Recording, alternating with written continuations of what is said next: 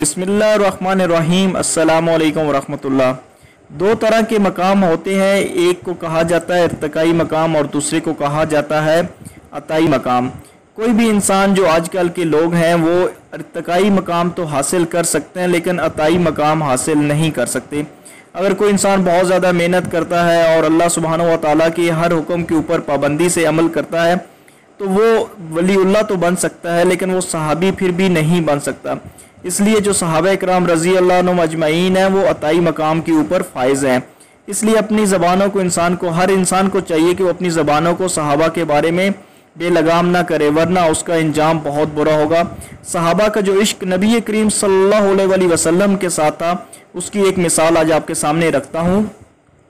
हज़रत अनस रज़ी अल्लाह अन्हु फरमाते हैं, एक दर्जी ने खाना तैयार करके हजूर सल्लल्लाहु अलैहि वसल्लम को खाने के लिए बुलाया।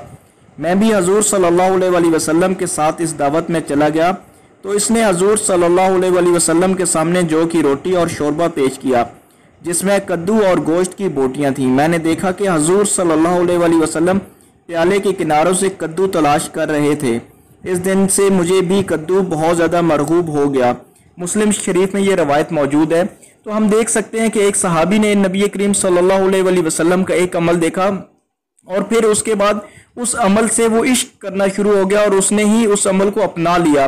लेकिन आजकल कितने मुसलमान हैं जो कि ऐसे हैं जो सहाबा की ज़िंदगी के ऊपर ज़बान दराजी करते हैं, या कि जो ऐसे लोग हैं जो सहाबा की ज़िंदगी के ऊपर ज़बान दराजी करते हैं और वो नबी करीम सल्लल्लाहु अलैहि वसल्लम की सुन्नतों पर अमल करते हैं। ना ही वो नमाज रोज़ा करते हैं, ना ही इसके अलावा कोई और अमल करते हैं, लेकिन वो सहाबा की ज़िंदगियों के ऊपर उंगलियां उठाते हैं।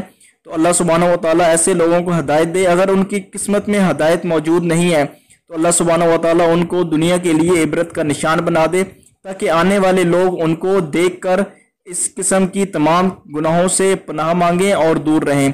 अल्लाह सुब्हानहू व तआला हमें हर किस्म के फितनों से बचने वाला बना दे। अस्सलामु अलैकुम रहमतुल्लाह।